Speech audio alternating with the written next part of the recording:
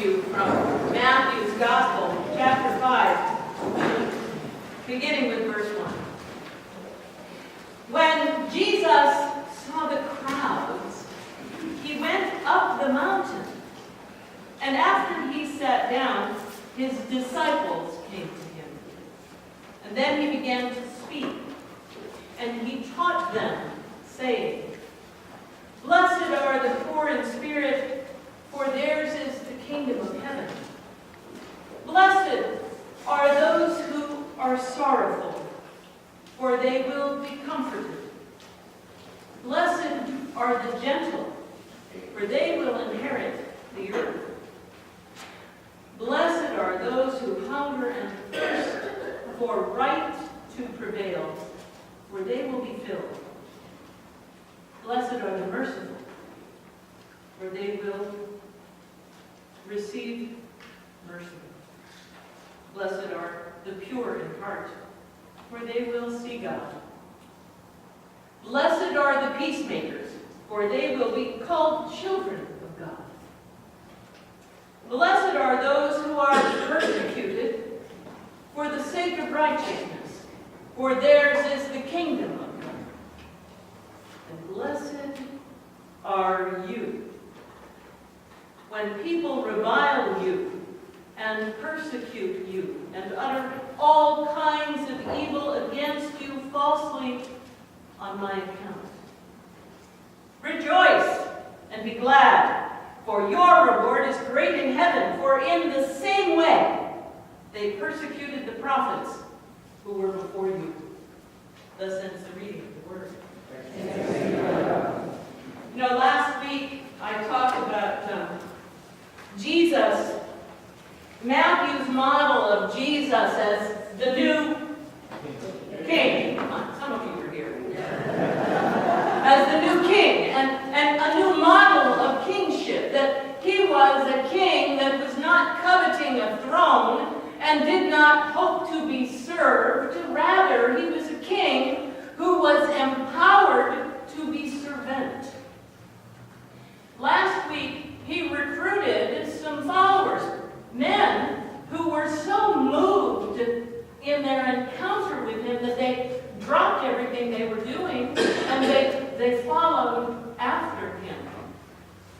Not to serve him, but to learn to serve like him.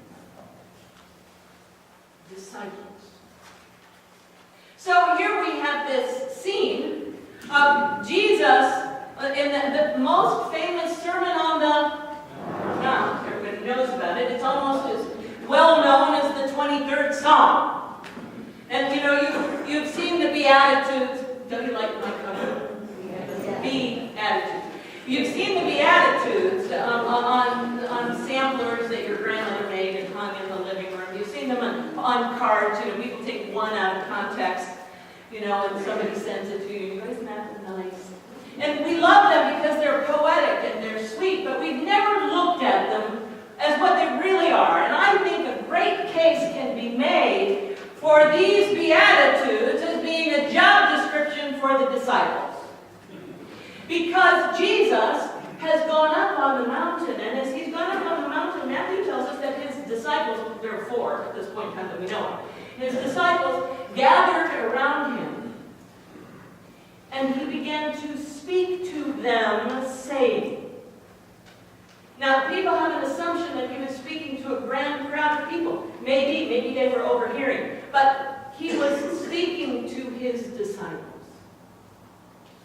And he was giving them instruction on how to do the job that they've just been recruited to do. How many of you ever had a job where you didn't have a clue what was expected of you?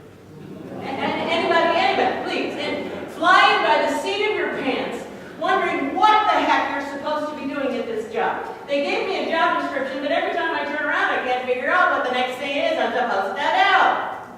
Well, the same is true with these disciples.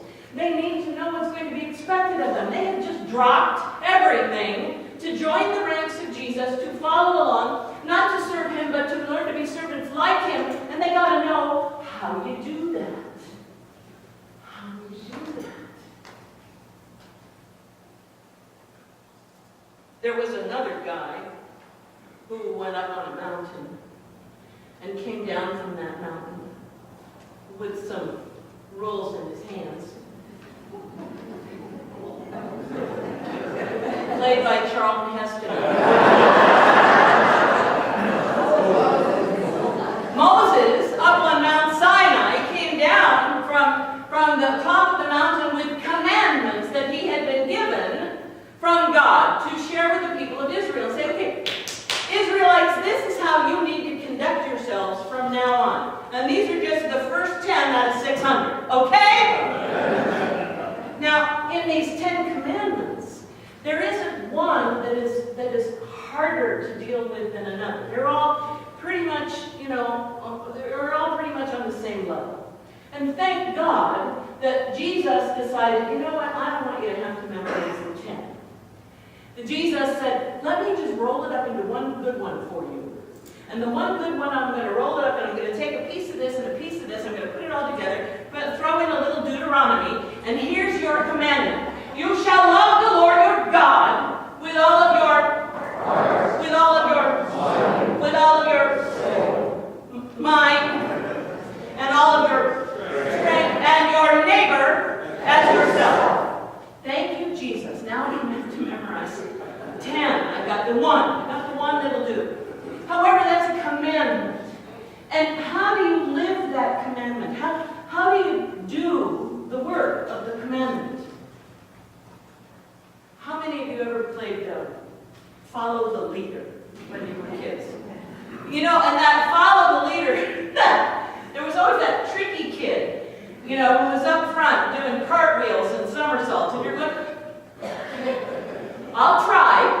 And so you try to do this lame cartwheel after they're doing this gorgeous thing. But you're following along and you're doing the best you can to do what the leader does. But that's what Jesus wants his disciples to do. He doesn't want them to just follow along with their hands in their laps, listening. He wants them to follow along and learn to do. Learn to be. Learn to be the good news to the people of God. So, there are these Beatitudes. And you're going, how the heck could those Beatitudes be a job description? Well, I'll get to it and I'll tell you. How many of you were Boy Scouts and Girl Scouts? Good, some of them. Okay, well, I want to take you back in time. Yeah, it's funny because they're different these days. The Boy Scouts have a list. Isn't that like boys? Nothing fancy, here's the list. A Boy Scout is trustworthy, loyal. A Boy Scout is helpful. A Boy Scout is friendly. A Boy Scout is courteous. A Boy Scout is kind. A Boy Scout is obedient. A Boy Scout is cheerful. A Boy Scout is thrifty.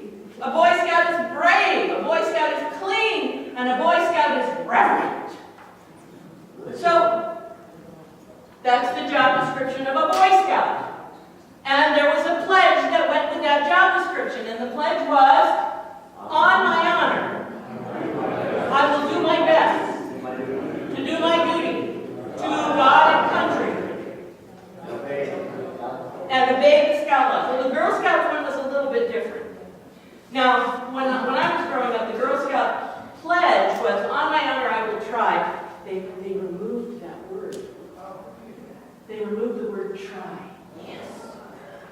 On my honor, I will try to do my best to do my duty to guide my country, to help other people at all times, and to obey the Girl Scout laws. Now, the newest one for the Girl Scouts, this is so cool. Girls write stuff.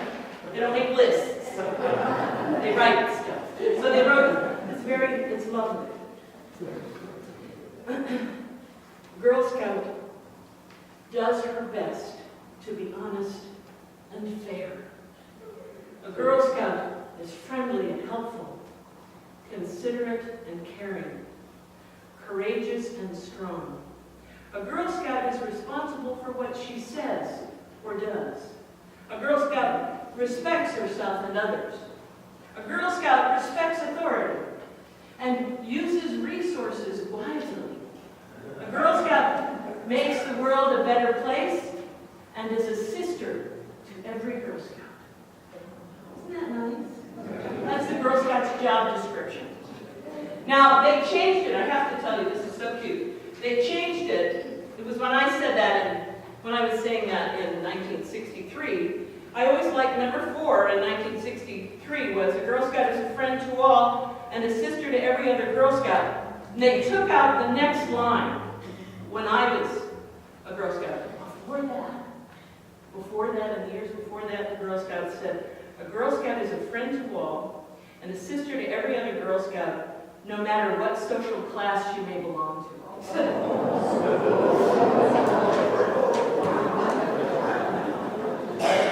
And the purpose of a Girl Scout had to do with what the purpose of women was. And women were meant to make the world more pleasant. Just so you know.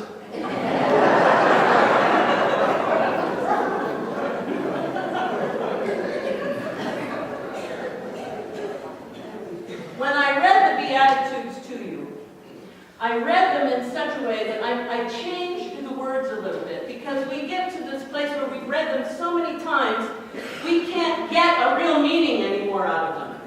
We sit there and go, yeah, that one's not talking to me. Yeah, that one's not talking to me. Oh, this one could apply to me.